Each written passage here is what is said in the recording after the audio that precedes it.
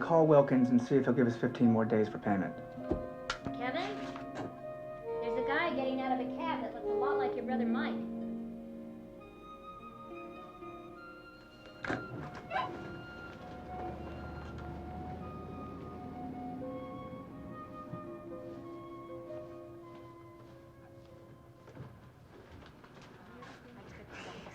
What the hell are you doing here? I don't know. Yeah. Oh.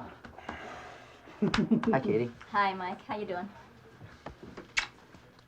Oh, this is Sandy Wilson, my brother Mike. Hello. Hello, nice to meet you, Sandy. Come on, I'll show you around. Yeah. Linda Maloney, it's my brother Mike. Hi. Maloney. Merle Sorensen, my brother. Hi. Nice to meet you, Merle. So where's Bengta? Bingta, that's my wife. She's in Oregon. I was in Atlanta. I'm going home tomorrow, but I hadn't seen you in a while. I thought my brother needed a hug here, huh? My little brother. Business looks good? Yeah, gotta stay on top of it every minute, you know. Falls apart. Move and shake. Move and shake.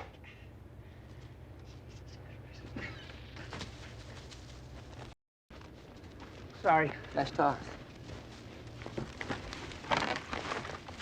Careful of snakes. How's Oregon? It's not New Mexico.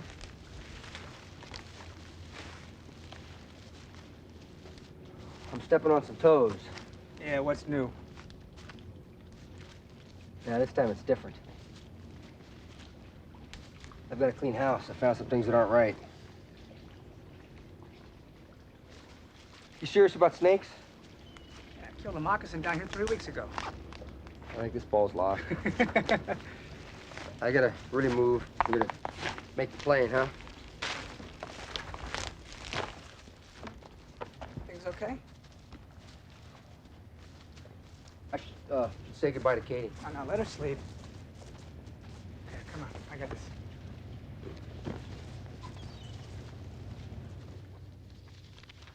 Well, I think I like the one with that patio.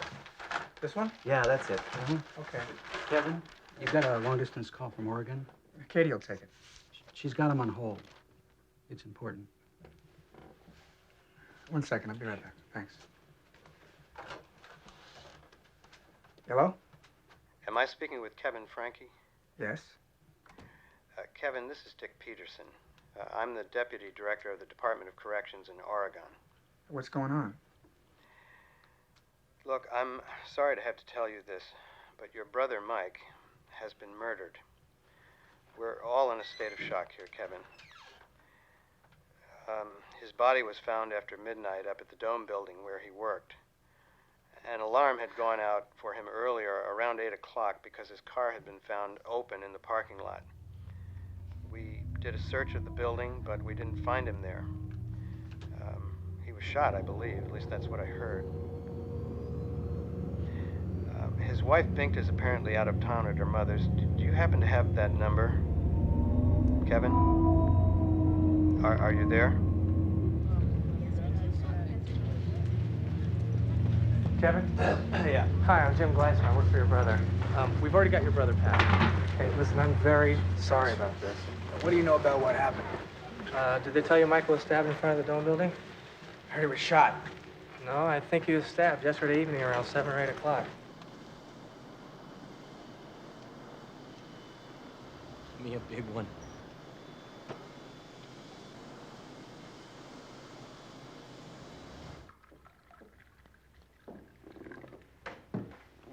The governor. Hi, I'm Neil. I'm sorry. Pat Franke.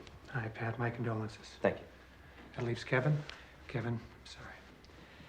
This is Dale Penn, District Attorney for Marion County. Sit down, please. Let's all sit down.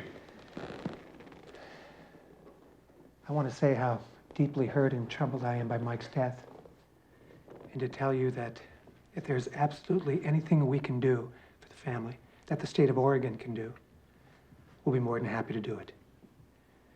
And let me stress this. You're not to worry about your expenses through this whole thing, all right? We're as much a family business here as we are a state government. And believe me, we will do everything within our powers to find the perpetrator of this crime. You think it was one person? Dale, why don't you tell these good people what you can at this time, please? Well, there's not much, actually. Your brother's car, your husband's, ma'am, was parked in front of the Dome building. The way we see it, he was stabbed at the car and then staggered over to the north portico before he died. A window was broken there as if he tried to get in. I hope you understand it's very important in a case like this not to let the public know everything. The investigators have to hold back a certain amount just so they have something to check witnesses' stories against. In other words, no talking to the press. Is that agreed? When Dick Peterson called and told me that Mike was dead, he said they conducted a search for him earlier in the evening, around 8 o'clock. Is that right? That's correct. But they couldn't find him. Then his body's found in front of the building 5 hours later. Does that sound right to you? That's obviously one of the things we're looking into. When he was discovered missing, were the police called? No. Did he have his wallet? He had his watch in his wallet. Is any money taken? No. Anything missing from his car? Not that we know of. Well, what about the autopsy? I mean, may we have a copy of that? What can we do? You're going to have to trust us on some of these matters. We're at the very early stages of this investigation, and at this point, we're not even certain of everything we have. Does that mean no? For the moment, I'm afraid so.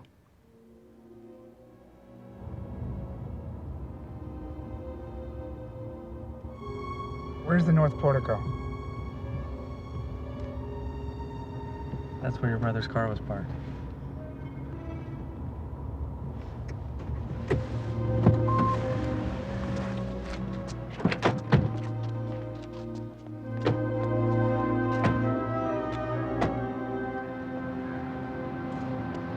Coming?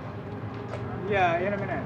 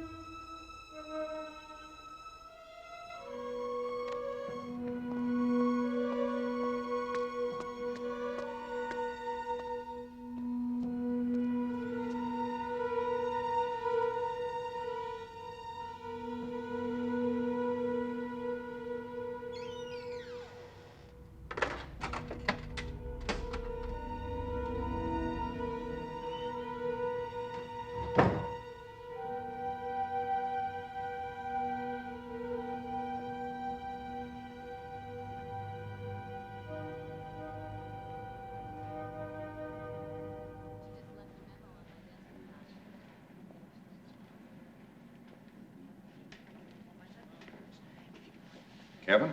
Yes. Jack Stewart, head of the criminal division, state police. Was just telling the others how sorry we are about this business. Oh, Thanks. Kevin, this is Mary Flynn, Mike's secretary. Hello. Mike spoke often of you. Look, we can't get into his office until the police are out, so why don't we just come back? Yeah, okay. And Kevin, this is Sergeant Gordon Unsold. He's in charge of the investigation. Under my direction, of course. Can I speak with you for a minute? Yeah. Over here, if that's okay.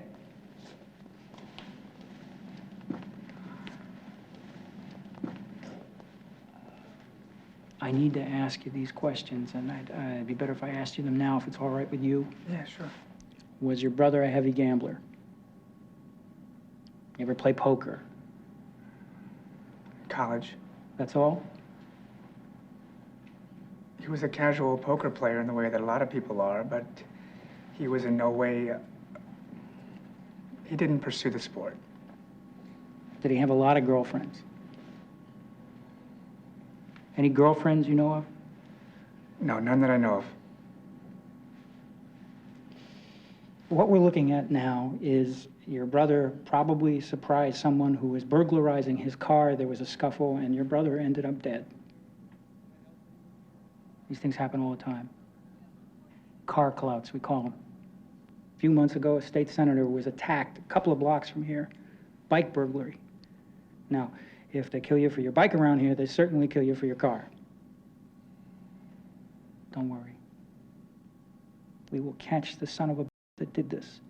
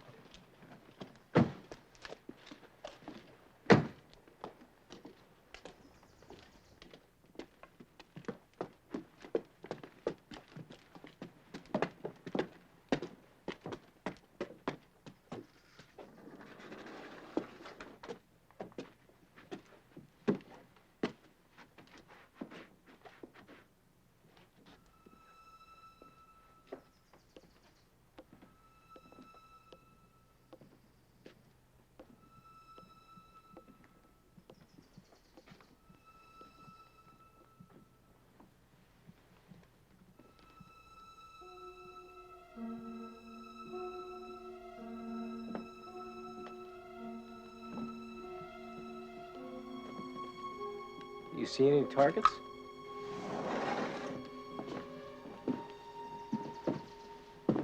No clay pigeons, nothing. You know about this? He checked out a riot gun last weekend. This a habit of his? No. What was he shooting at? He wanted to get the handling down. It's not just any shotgun. I mean, you can wreak havoc with it if you don't know how to use it.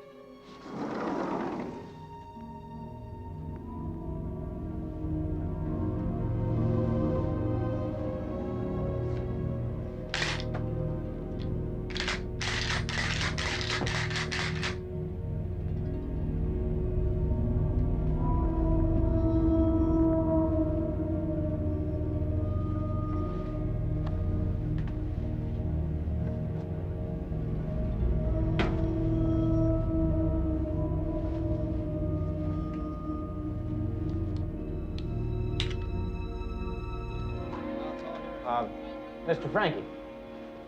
Kevin Frankie? Yeah. Could we get an interview with you? No, sorry, I can't talk to you guys. We got instructions from the DA. May I ask you a question off the record? No, I mean, there's really nothing I can talk about. Look, here's my card. Please take it, and if you feel like calling any time, just do it. You know, there are people around the state who thought your brother might be governor one day. Best of luck.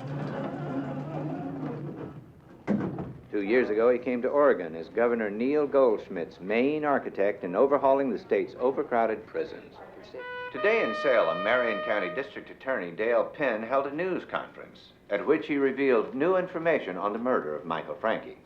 I want to inform you that we have a suspect.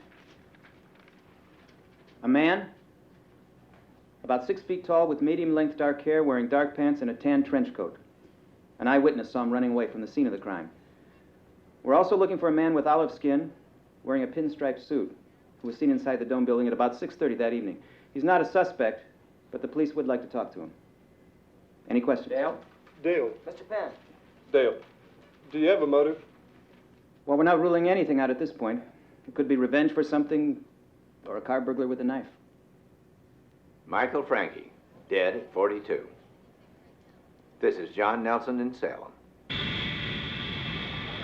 Department of Corrections, Janet speaking. Could you tell me what time the Dome building closes in the evening? 5 o'clock. Is it locked then? Yes, sir. That means you have to have a key to get in, right? I believe so. Who am I speaking to, please?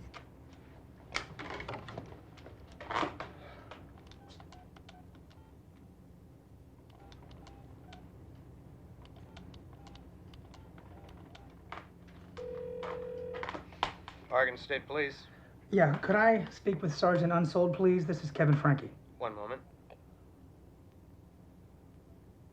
Hello, Kevin. Sergeant, have you found the man in the pinstripe suit who was spotted in the Dome building? The guy you wanted to talk to? No. Do you know who he is? No. Is he a suspect? No. Why not? there's no reason to believe he had anything to do with the murder of your brother. How can you know that if you don't know who he is?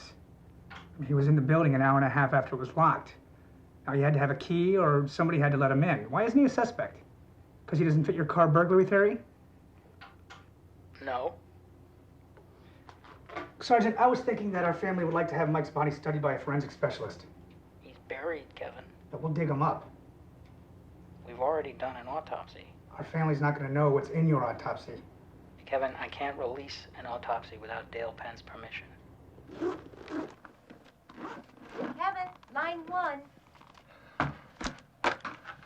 Yeah. Kevin, this is Major Stewart. I've got a conference call here with Dale Penn. Hello. Hello, Kevin. I understand you want to have an independent autopsy done. Yeah.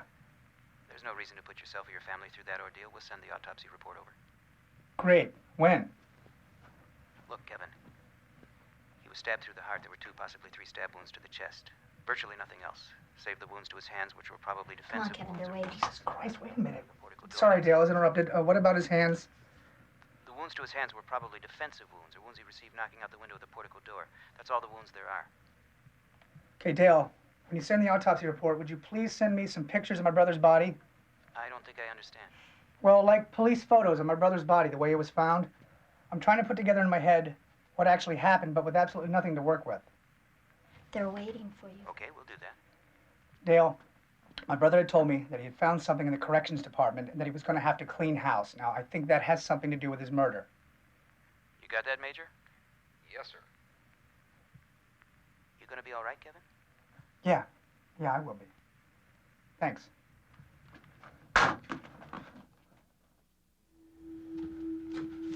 This what you're looking for?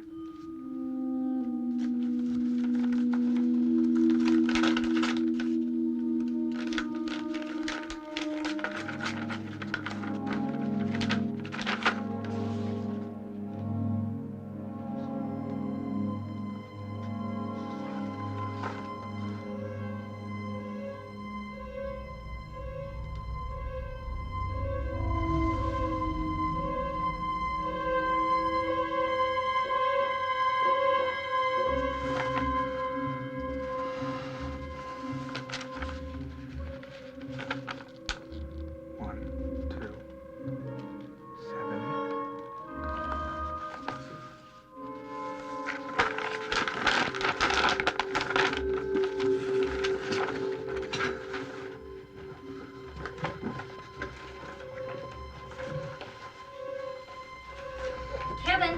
What? Kevin!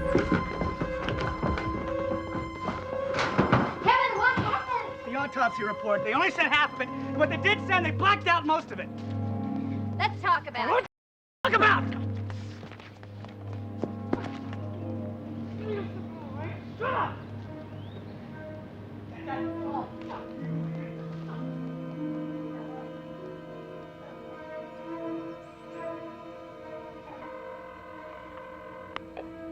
Channel 4 News, John Nelson here.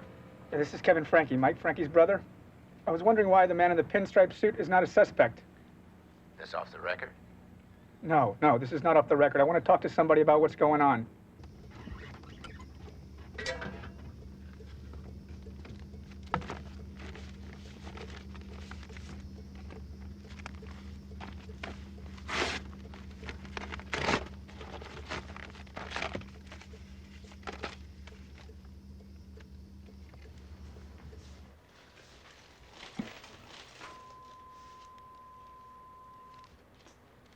A week after Michael Frankie was murdered, investigators released a description of a man observed running from the scene. Police believe he is the killer. They also said they were seeking information on a man in a pinstripe suit who was seen inside the Dome building at about 6:30, a half hour before Frankie was killed. The state police commissioned one of Oregon's best police artists to draw a composite from witnesses' descriptions. Now, they've shown it to the employees inside the Dome building, but for reasons best known to investigators, have refused to release it to the public. Nevertheless, Channel 4 News yesterday acquired a copy of this composite. Do you know this man? Who is he?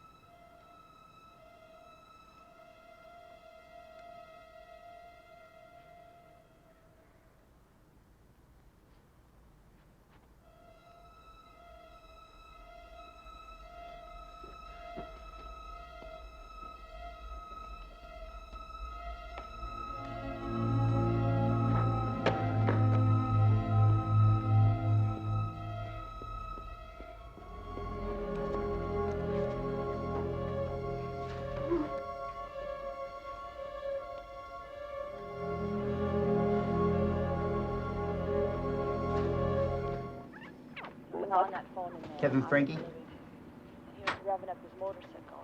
I heard. Kevin! How you doing? Fine. You? Listen, do you know who the man was that saw the guy running away from the Dome building? You know, the witness that the cops talked about?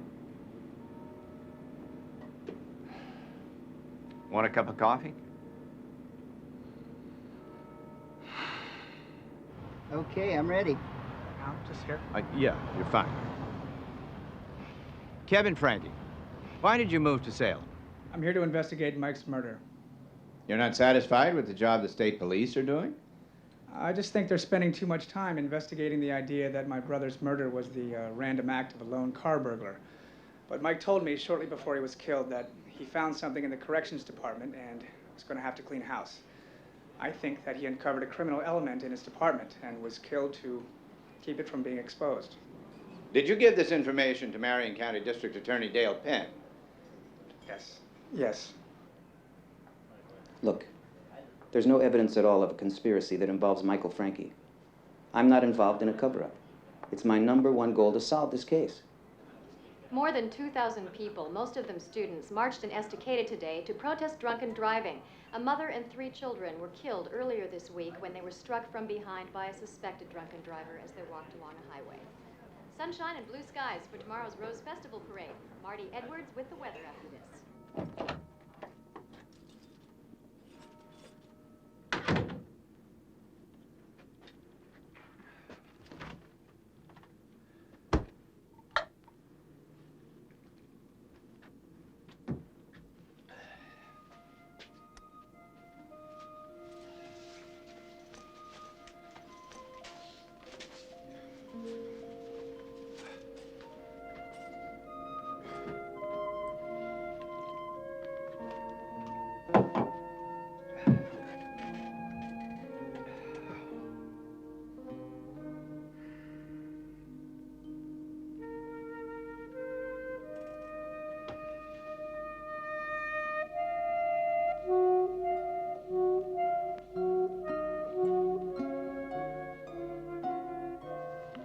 Channel 4 News, this is John Nelson. Yeah, hi, it's me.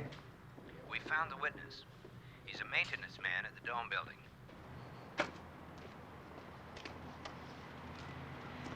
Kevin, this is Wayne Hunsaker. There you go. Hey, Kevin, it's nice to meet you.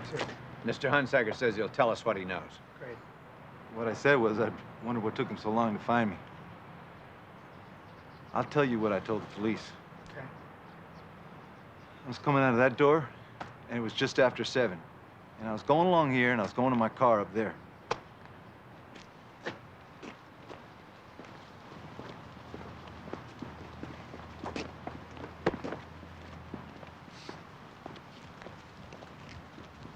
It was right about here that I heard this sound. You know, like somebody had his breath knocked out, you know, kind of a grunt sound. And I just turned. And just for a fraction of a second, I saw 2 guys facing each other by that sign there. And then they separated. The one guy, he runs off that way. He stops at the street. He walks across it, goes out behind that generator, and comes around that building there. At the same time this guy takes off running, this guy, he turns, walks across there, and then up the steps. The police think the guy who walked up the steps was my brother? Yeah. Did you identify him as my brother? No. What about the guy who ran? I mean, his back was to me. I saw him for a second. You know, he looked like a businessman to me. You know, he didn't look like nobody that came from underneath the bridge. Could you identify him? No. How big was the guy who walked up the steps? 6 foot, give or take an inch, maybe 175, 180 pounds. Was he wearing glasses? I couldn't see that. If I stabbed you in the chest, you'd double over, right? Yeah, but it wasn't like that. I mean, it was just Like two guys who were standing there talking to each other for a while. Just normal conversation. Sergeant, I spoke with Wayne Hunsaker, and I was wondering why the man he saw walking up the steps to the Dome building wasn't as much a suspect as the man he saw running away. Your brother's body was found in a portico, that's why. Yeah, but the man Hunsaker saw walk up the steps hadn't just been stabbed through his heart. You don't know that. You think I could stab you through your heart, and you'd casually walk away? The guy Hunsaker saw did not even use the banister going up the steps. Look, your brother left his office at a certain time. There's a time frame here. Now, in all probability, the man Hunsaker saw was your brother. According to Hunsaker, the man he saw was maybe 6 feet, 180 pounds at the most. My brother would have been 6'5" in his cowboy boots, which he was wearing at the time, and 235 pounds, and that's a 55-pound difference. Now, my brother was wearing glasses. Hunsaker didn't see any glasses. Hunsaker's general description of the guy isn't even close to the general description of my brother. Now, come on, don't you think we can work with a higher level of probability than that? How about my brother was already dead up on the porch when Hunsaker saw his two men? What about the sound he heard? Maybe that was Mike up in the portico, collapsing. I don't know. Where's his knife? The guy running away, where's the knife? Huh? Hunsaker turned when he heard the sound, and the guy runs away. Where's his knife? Hunsaker did not see a knife. If your brother's already dead up on the portico, what is this guy doing going back up there? If he were the murderer, he'd be getting out of there. What if it was a person who worked in corrections? What if it was somebody who could account for his being there? If interrupted, he would say, oh, geez, I just found Mike's body here. You think of that? Kevin, we're this close. You still think it's just one man that did this? Be patient. We've almost got it. Staff involvement. Hey, listen. There's an attorney in the building here who says he has something we might be interested in. He defended a woman who shot her sometime boyfriend a couple of weeks after Michael was killed.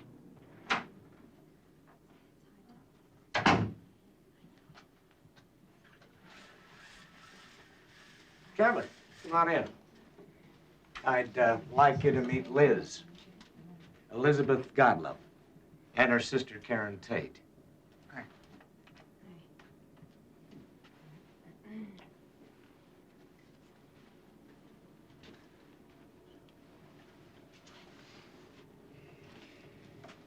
Okay. Gary, you can just see her outline, right? Can't see her face? We hope this will protect your anonymity. Comfortable? Fine. Did Tim Natividad ever talk about killing someone? What he said was, he was threatening to take my life, and he said that he could kill me very easily because he had killed a man before. You think it's possible Tim Natividad killed Michael Frankie? I wouldn't put it past him to do that. Any other reason? A picture I saw on TV of a man seen in the Dome building looked like Tim to me, and I said, oh my God, that looks like Tim to me. Which picture? The composite drawing of the man with the mustache and the pinstripe suit? Mm-hmm. Yeah. Did he ever mention talk about contract killing? He just told me that he had committed crimes and that he was big time. Did you ever hear anyone talk about killing for hire? His little brother, Tad, asked me if somebody had hired me to kill Tim. Is that what you mean? What did you answer? No. God, no. Why would he ask that? Okay, okay. Somebody want to hit the lights? That was very helpful, Liz. Do you have a picture of Tim? I have one at home. Him and Anthony. My son. Did you ever tell the police you thought the man in the composite was Tim Natividad? Oh, yeah, I told them. They laughed in my face. They said you can't convict a dead man. I wish we had that on tape. Yeah? Who? Yeah? Yeah. Okay, thanks. There's other media downstairs. It wasn't me, Paul. Liz, you want to talk to these people? I know the way out. I live here. I can get you down on High Street and you won't even bump into these folks, okay? Karen, we'll send someone around to get those photos. Okay. You better move.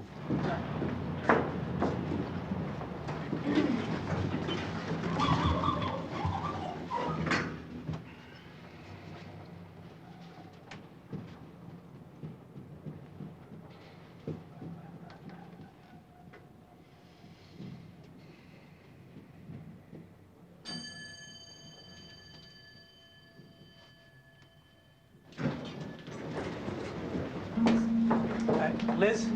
Yeah, Liz? Yeah, would you like to go out to dinner sometime? Maybe, have dinner? Would you like that?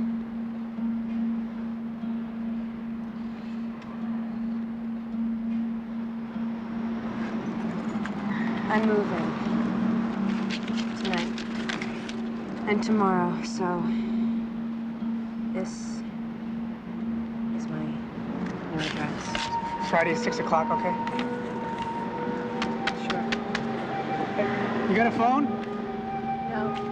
Thank you. Yeah, nice to meet you.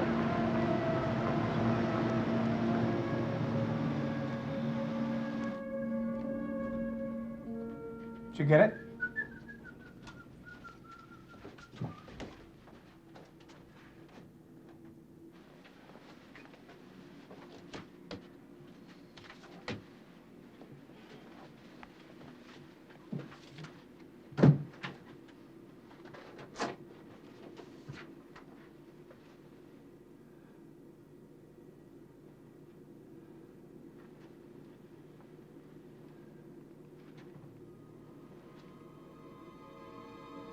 That's him. It's him. Gee, that's Jesus. That's him.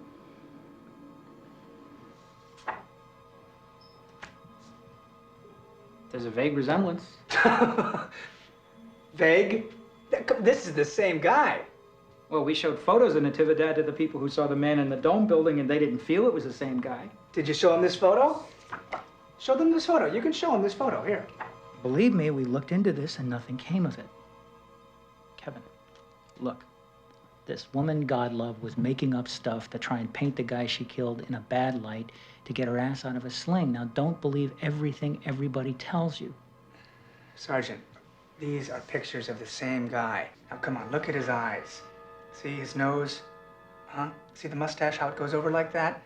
I mean, look at the little thing on his chin. See, that's exactly the same. I mean, this is a drug pusher, and he's in the Dome building after it was closed. Don't get involved with these people, Kevin. They're dangerous. What people? You have no idea what you're getting into. What people are you talking about?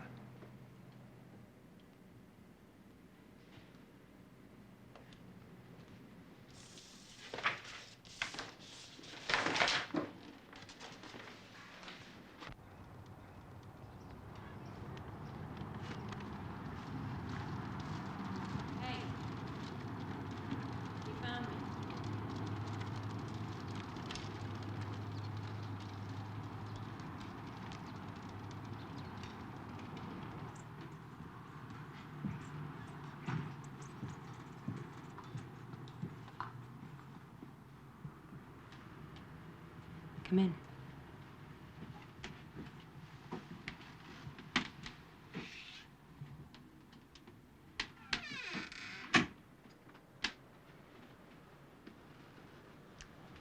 You want a beer? Sure.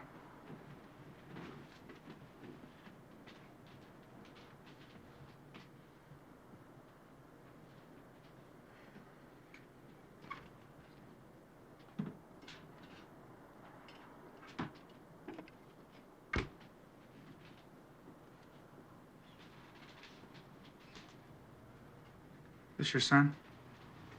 Yep. Is he here? He's back tomorrow. My mom and her husband took the grandkids down to Disneyland for a few days. So, still up for dinner?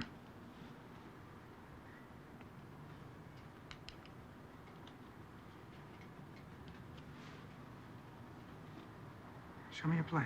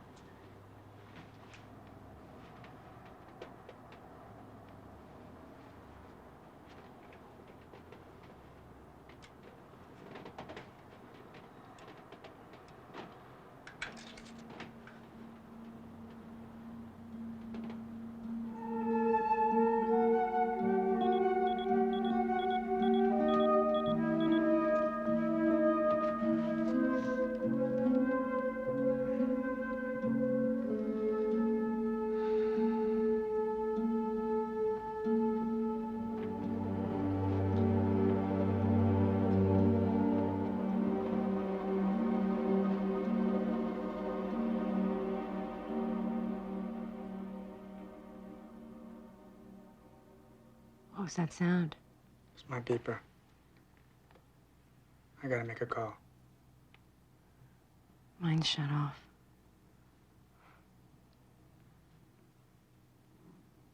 What's in your briefcase?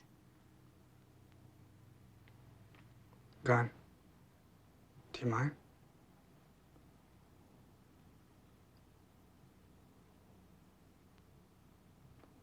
Can I see you again? I'm here.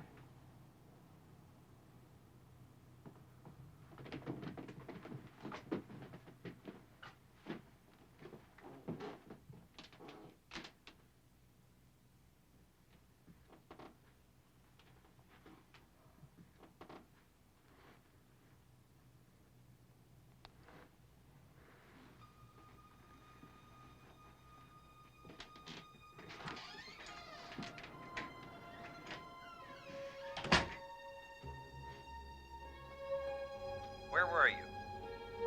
It's 5 o'clock in the morning. Where were you? It's with Liz. God, Kevin. You weren't at the office. I thought maybe you were dead. Look, they've got a man they say murdered your brother in the Coos Bay jail. Frank Gable. He's been there a while. Now, he was picked up on other charges, and we're on our way up there for an interview. Thought you'd want to know. You ever heard of him before? No.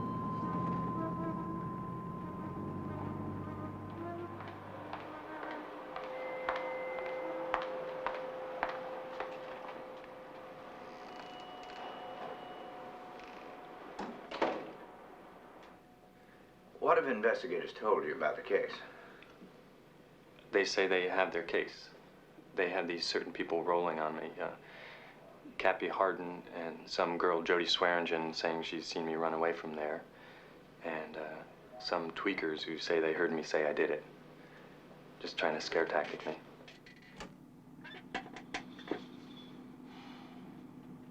Who are the people that saw him do it?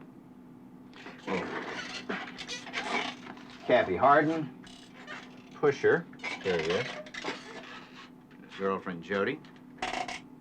She's what they call a bag. She goes with the guy who has the drugs. They say that Gable was breaking into the car and Michael surprised him. What were they doing there? Cappy and Jody? I don't know. You gonna be able to get to them? I don't know. What about Natividad? He's not part of the police scenario.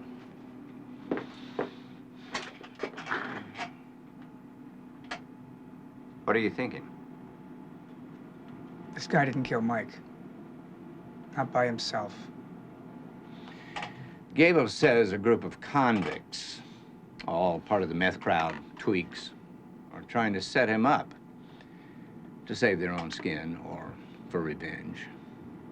Revenge for what? He was a snitch for the police. If you were indicted on charges of aggravated murder and you were offered the opportunity to plea bargain to a lesser charge, would you? No. Not at all. Because I know, see, if this case comes to trial, I'd beat it. No question in my mind. Because I know they need more than 2 dope fiends getting up there telling, yeah, I seen him do it. And I know I'm not the killer, so I know they don't have no evidence on me. So we're taking it to trial all the way.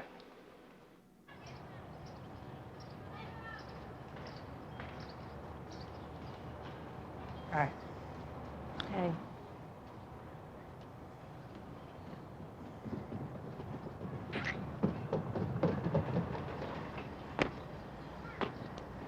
Anthony.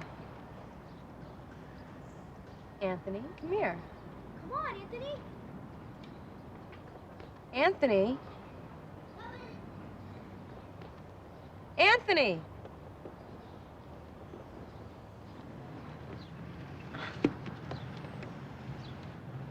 That was Anthony. Who's the older boy? Harry. He's 10.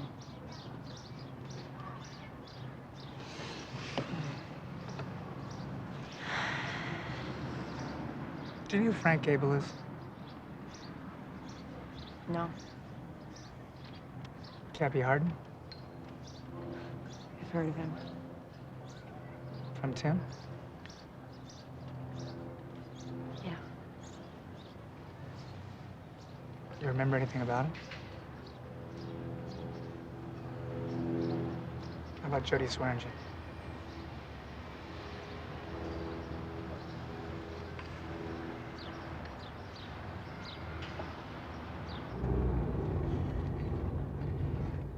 So, this guy who wants to meet you is an investigator for the defense. But, Kevin, this is something that's truly between us and nobody else. Nobody. All right.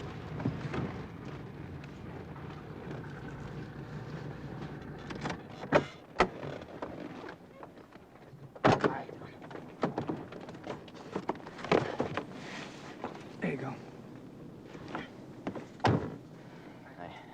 Okay. Kevin, this is David. It's nice to meet you.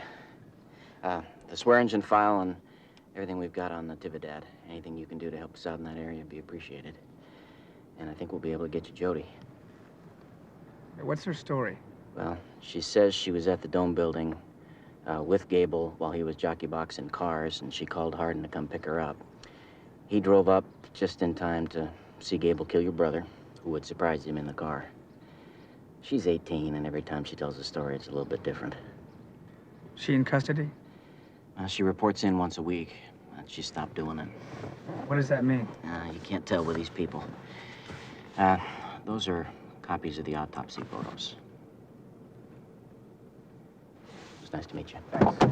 See you, David. See you later. What's jockey boxing? Going through glove compartments. Want to get something to eat? No, I think I'll walk back. I just want to look at these, you know? I'll be a bit. Later. All right, see you.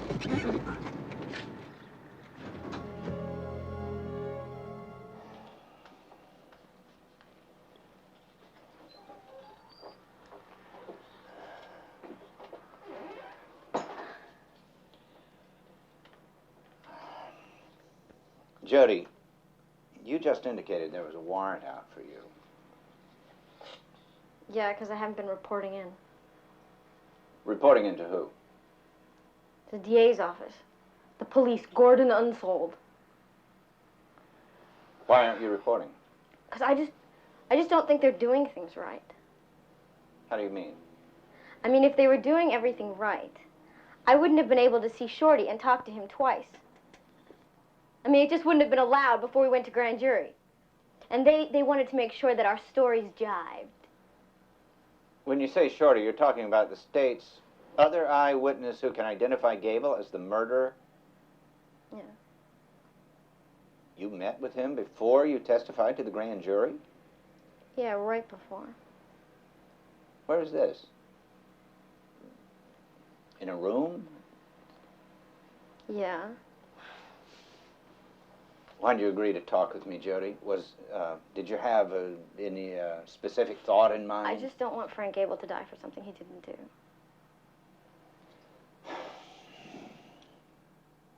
See this file? This binder right here. Yeah. There's over 36 entries in it. Now, over 2/3 of these are statements that you apparently made to the police. Yeah. Well, according to some of your statements, you said that you met Frank Gable the first time on the night Mr. Frankie was killed. That's not true. Did you meet him before or after Michael Frankie was killed? After. Could you tell me why you said all this? Because it was what everybody wanted me to do. And they were not going to let me get out, have any freedom, until I went to the grand jury and said something to grand jury. I mean, I lied. They wanted this thing, or they wanted this thing over worse than anybody does. How do you know that? Are you able to explain that to me, or is it just a feeling that you can't explain, or what? Frank Gable is an scapegoat. And I mean, man, I don't want to go into this anymore because all I wanted to do is say what needs to be said to let Frank Gable off the hook and whatever, because he didn't do it. Watch my lighter on. You know, some people might interpret it that you're telling me all this just to get him off, as opposed to that he didn't actually do it. Well, he didn't actually do it. So you're not just trying to change your story? No. Because all of a sudden you had a change of heart. No! That's not it! What it is, I'm not going to be in at the trial, okay? That's it. That's all. What do you mean? Why aren't you going to be at the trial? Because I don't want to be at the trial, and I'm not going to be. So you just want to set the record straight before you leave? Yeah, or before I die, whichever, one way or the other. Will you go away? Hold on. Wait a minute. Wait a minute. Wait. Go away! I said everything! Why do you refer to that you might die? Because I'm not going to jail. Did you see anybody at all? Anybody kill Michael Frankie? No. I don't want to answer that. Jesus Christ. All right. By you not answering it, you know, it just sort of leaves it open that you may have seen somebody kill him. No, it leaves it open for either way. Whereas, it doesn't matter. If you just said, no, you didn't, that would indicate that you didn't. Right. Go away. Did you know Tim Natividad? I don't know why you even bring that name up. Because his name's been in the news recently. Can you turn off that? Just turn it off. Gary, okay. She see anything more about Tim? She was pissed off I brought him up. She knows more about him. Kevin, she got out of there, man. I couldn't talk to her anymore. Well, they're gonna have to drop the charges against Gable now, right? Everything she says destroys her case. No, they'll probably just say she didn't want to be labeled a snitch. What about getting her and Hardin together before the grand jury? That's illegal, isn't it? It'll always be her word against the police. They'll say it didn't happen, or they'll say they were instructed not to talk about the case, and of course they didn't. And people will believe them because they need to.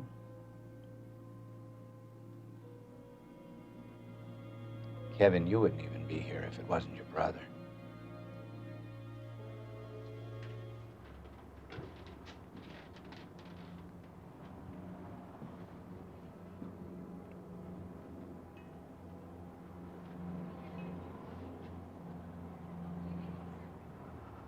John got the interview with Jody.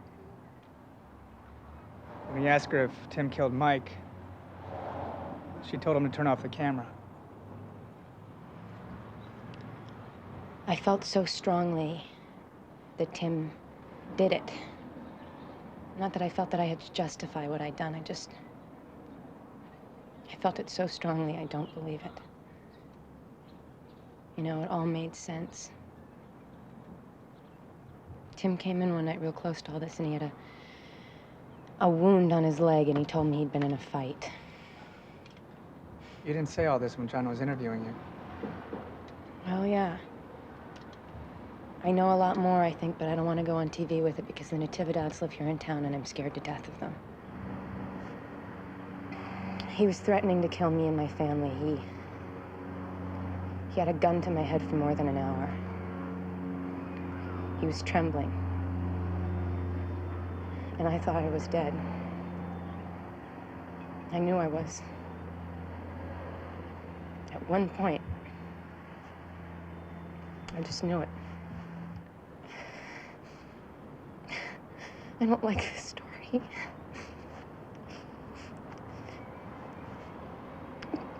Tim flew off the couch, and I was just shaken.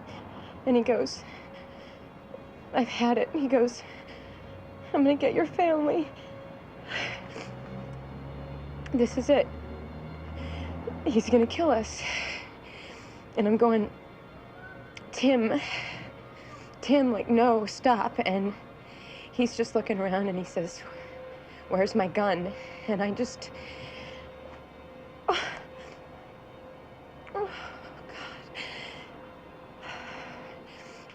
There was a gun on the bed along with a lot of other stuff. And I grabbed it, and I remember running around like, I don't know what to do. I mean, I think I was just gonna leave, you know, I was just gonna get away from him. And I couldn't get the door open because he'd locked all the locks, and he had me. He was right behind me. He was gonna get me, and I turned and I shot him.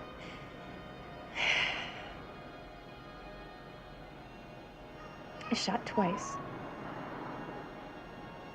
I don't even think I hit him, you know? Because I don't know guns, and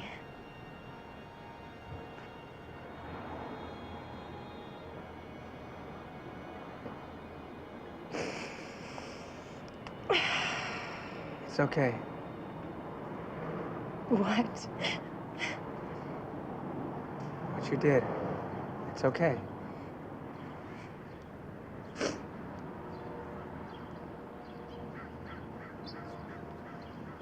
I think you're being followed.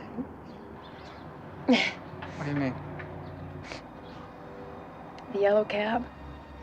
Cops run them. Are there two men in the front seat?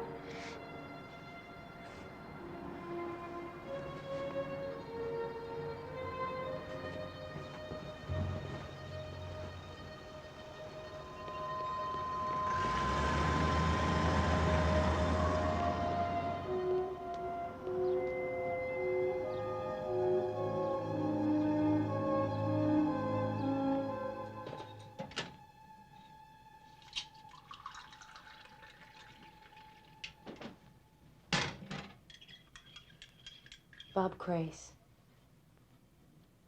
Bob Crace? I never saw him with Tim, but he used to hang out with TJ, Tim's big brother in the old days. I think he's somebody you could talk to.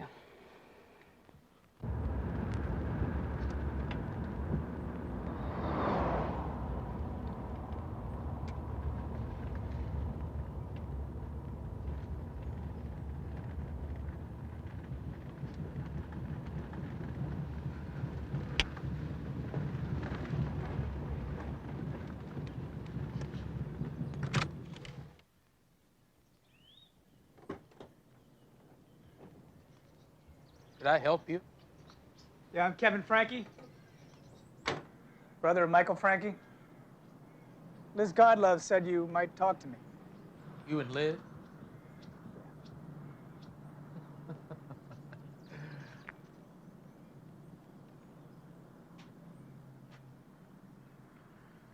What do you want to know? Anyone live in this trailer? Mice?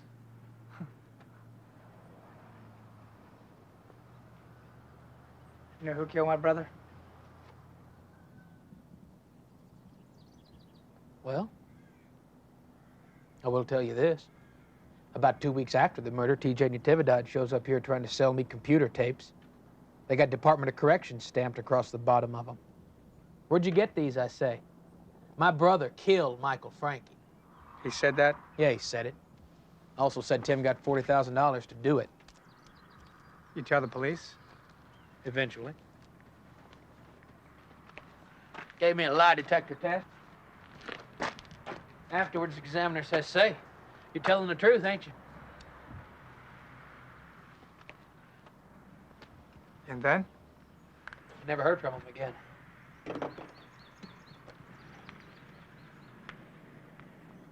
What was on the tapes? Well, I heard they were snitch tapes. What's a snitch tape? Immunity agreements with snitches. I guess somebody wanted to know who was giving them up. Who? Do you know who? No. How would they know my brother would have him? Well, they'd also have to know he had him on him that particular night, wouldn't they? And who's gonna know except somebody in the Department of Corrections?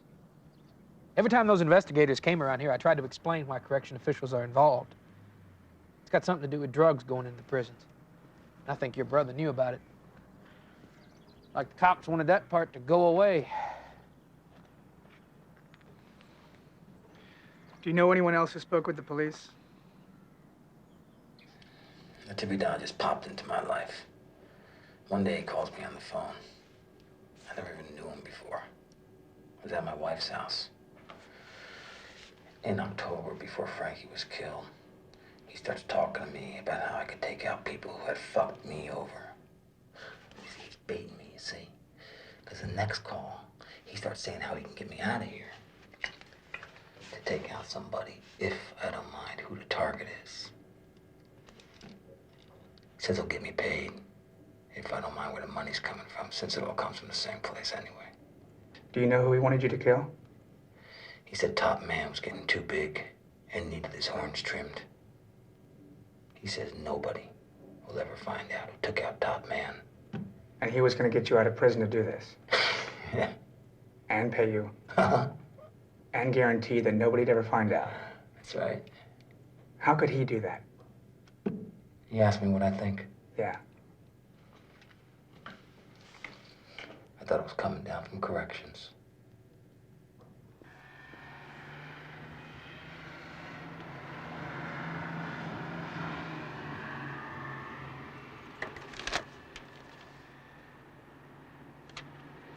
$30 Why?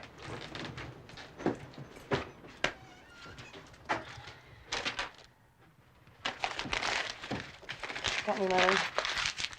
About $400. I'm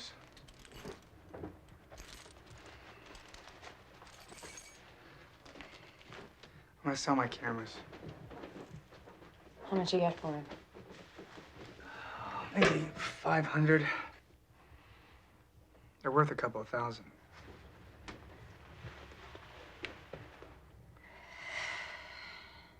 Liz, would you talk to John again? And maybe say some of the things you didn't say? They're framing this guy, Gable. You know, these guys, these friends of Tim's, I figure they're just gonna knock you off, you know? No problem. I figure they're just gonna come into my home and they're just gonna kill us all.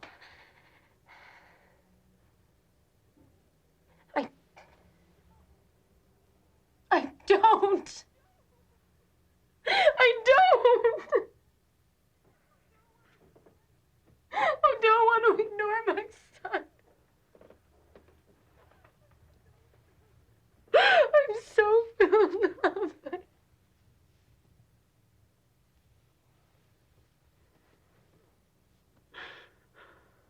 You don't have to talk to anybody. Ah. Yes, I do. Jody, who killed Michael Frankie? Rooster. Who's Rooster? Tim. Tim Natividad. Was anybody else involved? Shorty. Shorty is Cappy Harden? Yeah. The same Cappy Harden who says he saw Frank Gable kill Michael Frankie. Now, also the state's only eyewitness to identify Gable as the murderer. Uh-huh. Were you there? Were you?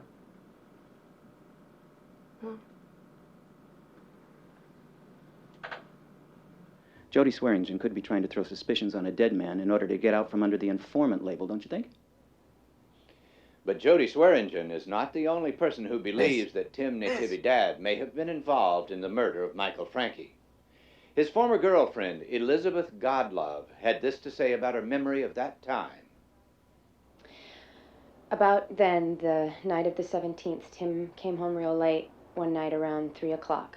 Seriously? And he woke me up, and I noticed he had a wound on, I think, his lower left leg, and it was bandaged.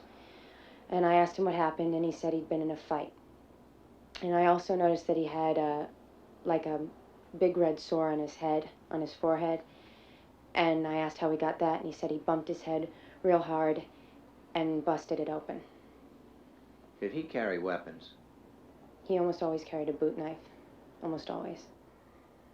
How was he behaving the night he came in at 3 in the morning? He scared me real bad. His behavior was just unreal. He was really, he'd cry and he'd shake. And he was real violent towards me. He was freaked out of his mind. He was. What do you say to all the people who believe that Tim Natividad had something to do with the murder of Michael Frankie? Look, the state's position is there's absolutely no connection between Timothy Natividad and the death of Michael Frankie. What you're telling me is speculation and rumor. That doesn't make a connection. We've seen no actual statements about eyewitnesses to the murder or direct admissions by Mr. Natividad.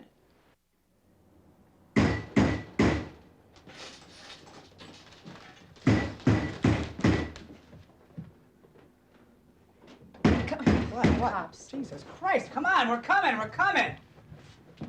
Nice, hold your horses. Kevin! Sergeant? Can we come in? We need to talk to Liz. About what? Liz, we need to talk to you about an interview that you gave. Sure. This is Detective Bennett and Detective Stark. Shall we go in here? Sure. Why don't we step outside? I'd like to have a talk with you. No, I'll stay here. Come on, we can do two things at once. They need to talk to Liz. Well, that's fine. They can talk to Liz right now. I just want to hear what she has to say and what you have to say. What's the problem? I want to take some notes. We'll take notes. That's our job. I'm not going to say anything. You won't even know I'm here. I'm just going to write down everything she says. Go with Bennett, Kevin. No. Why not? Because it's my house. I wasn't. Is this true? Okay. Everybody just sit down and we'll talk.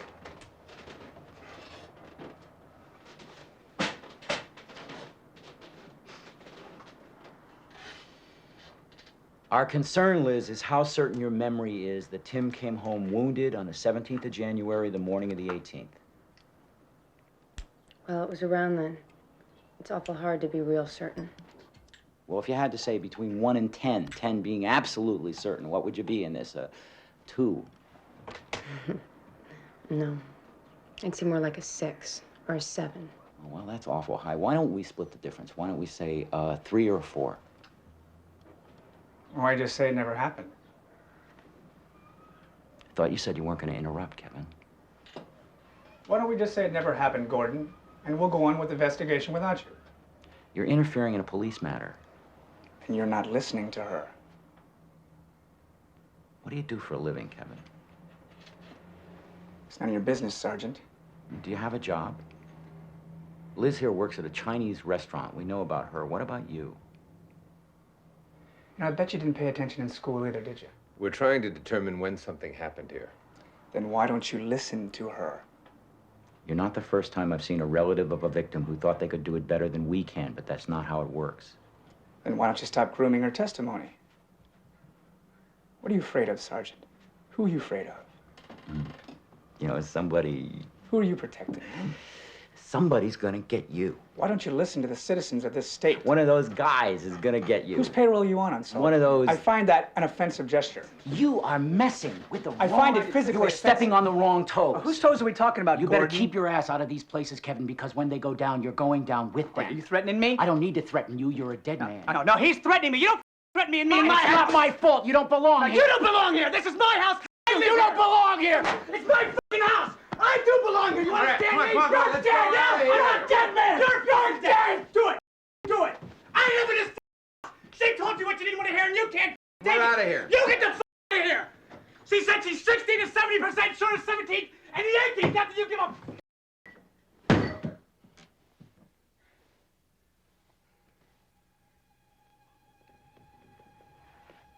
Go get dressed, hon.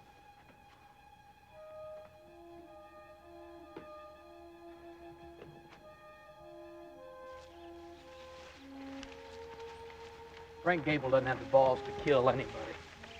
You know him pretty well? Be back in a minute, Ma. Yeah, he's a follower, not a leader. Doesn't have the guts to stand up for anything.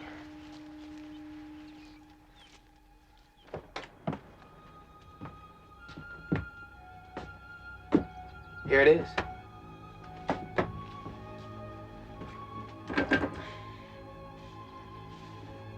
You straighten it up a little bit. It's yours to stay in as long as you like.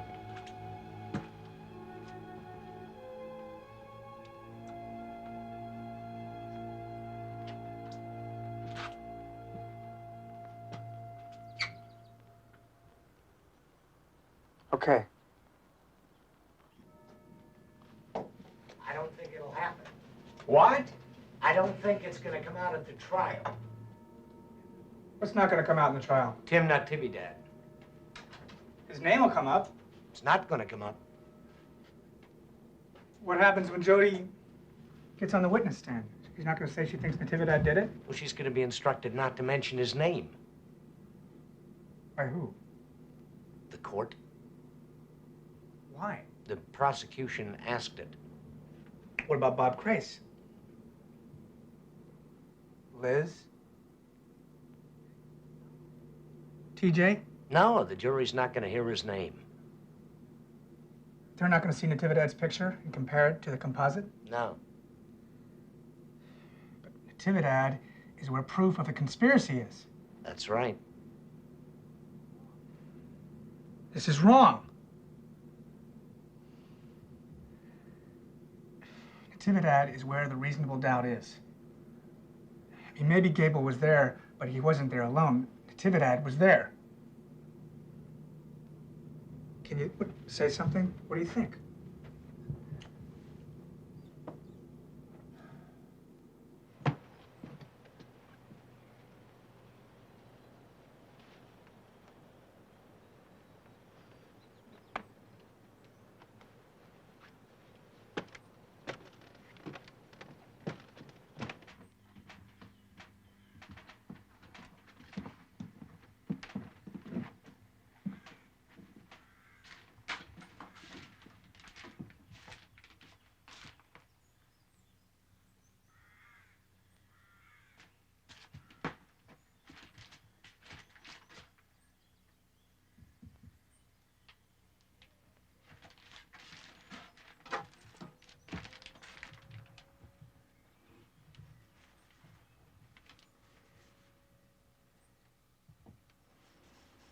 There you go.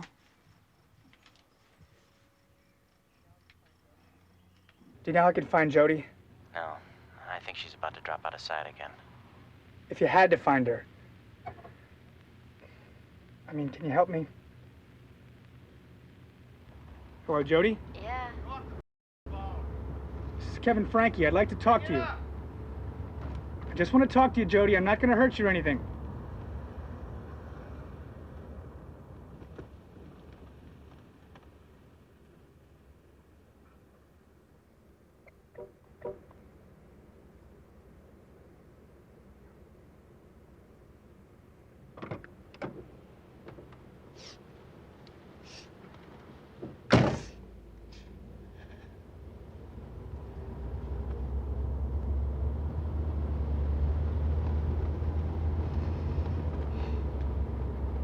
Well, I bet you feel really about it.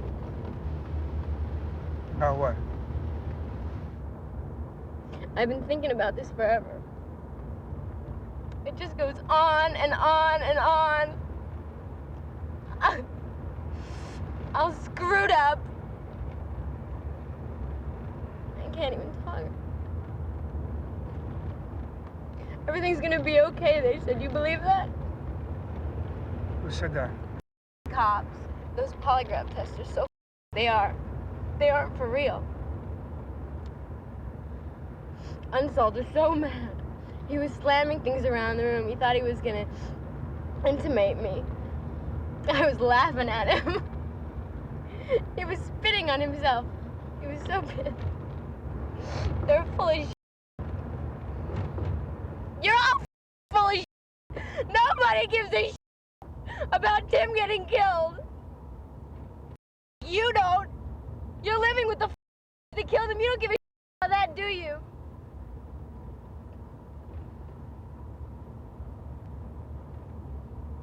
That's why I'm gonna kill that.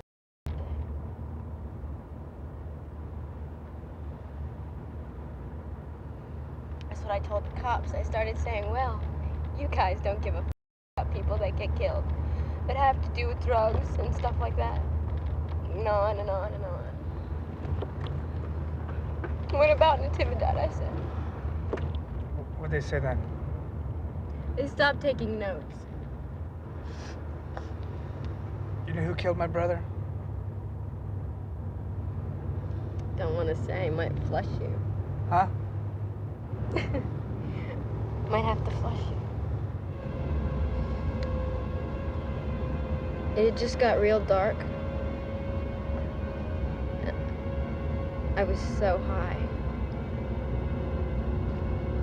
He kind of took long strides up behind your brother as he opened the car door and grabbed his left hand on your brother's shoulder, and he turned this way. And he stabbed him and stabbed him. Who stabbed my brother? Who? Jody, who? That's the place Tim met that guy. What guy? A suit. Different. What guy? He got in trouble in the state when he left in Arizona or someplace. Because I saw his picture in the paper. He got busted some sex deal. Remember his name? It was in the paper. He was a state official here before. What kind of official? Remember his name? No, it was in the paper. Salem paper? Yeah. You tell the cops? Yeah.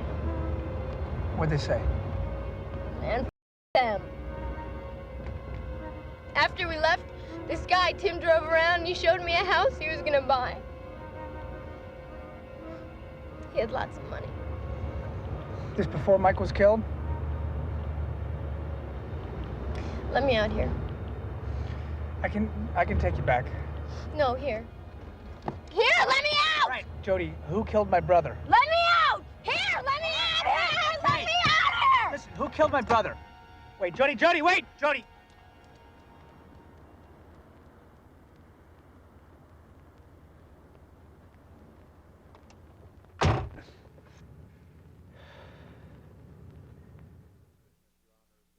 First witness, Your Honor, is going to be Jody Swearingen.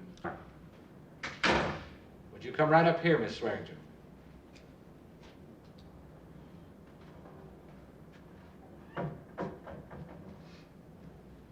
We need to have you sworn in this morning.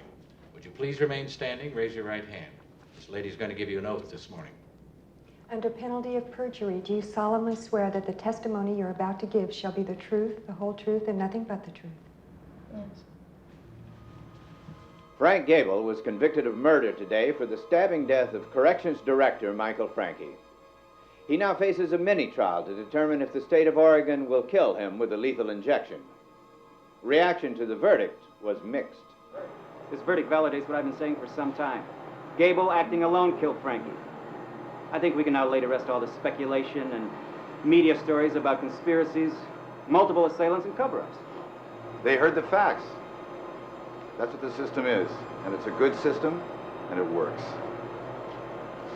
I'm shocked. I don't think Frank did it. I know he didn't do it. We did enough investigating. Some of it just didn't make it to the jury for whatever reason. Like what? What didn't make it to the jury?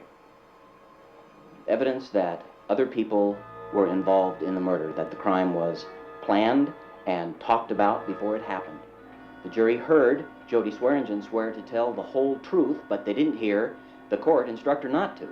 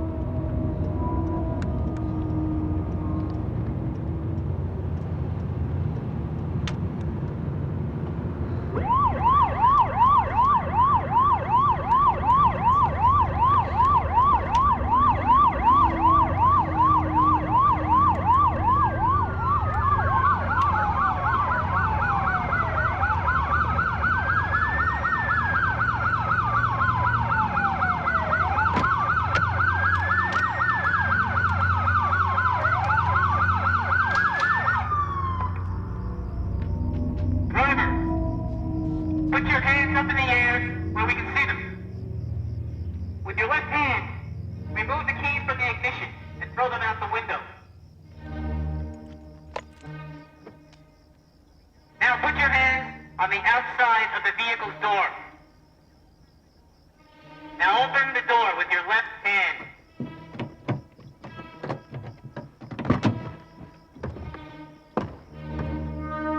Okay, now exit the vehicle. Exit the vehicle. I can't. Exit the vehicle. Get back in the house.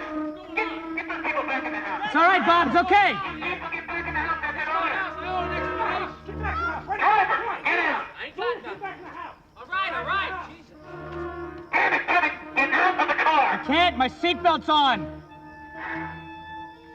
Driver, with your right hand, unfasten your safety belt and get out of the car.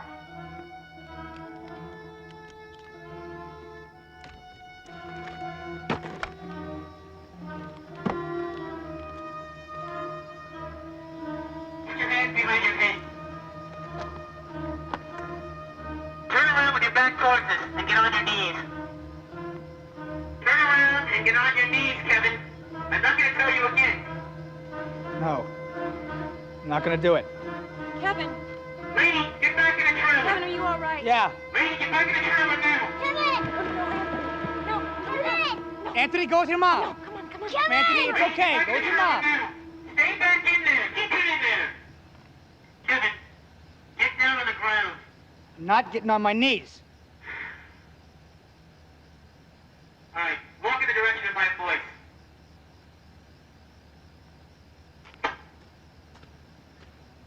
Turn around. You don't have to get on your knees. I'll face the car. I'll put my hands in the car, okay? Okay, move. Put your hands in the car.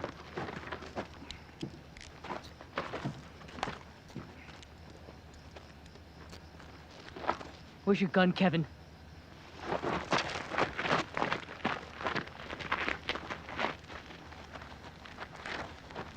Where's your gun, Kevin? Oh, God! Let me get my foot out of the door! Where's the gun? In my car. It's in his car!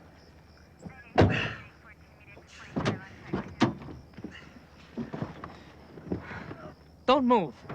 Where in the car? Where in the car is your gun, Kevin?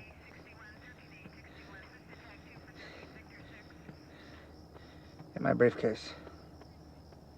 It's in his briefcase. We got it.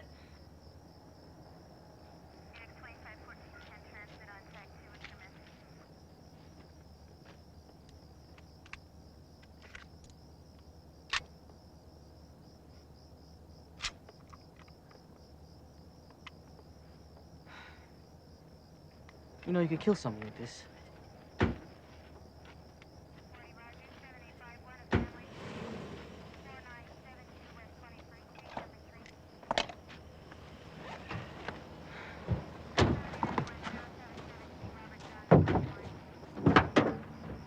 Come on, get out.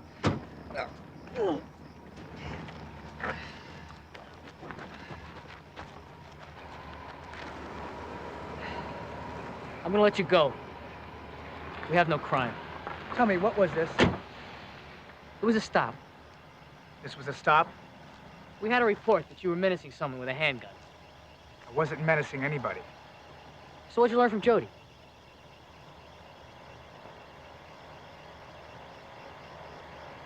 That I'm not done here.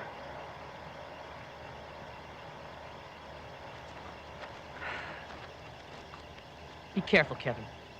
The next cop you get may not be as experienced as me.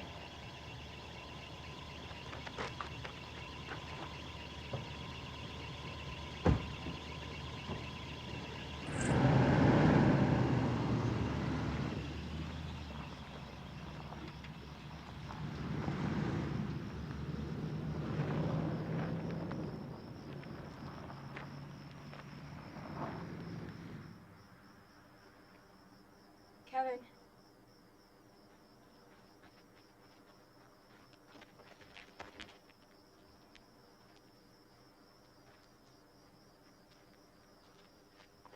What was that all about?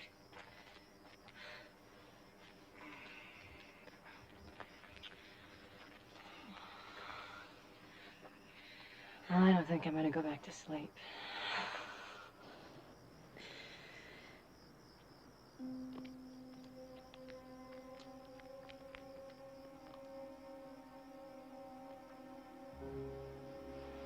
You okay, Kevin? Yeah.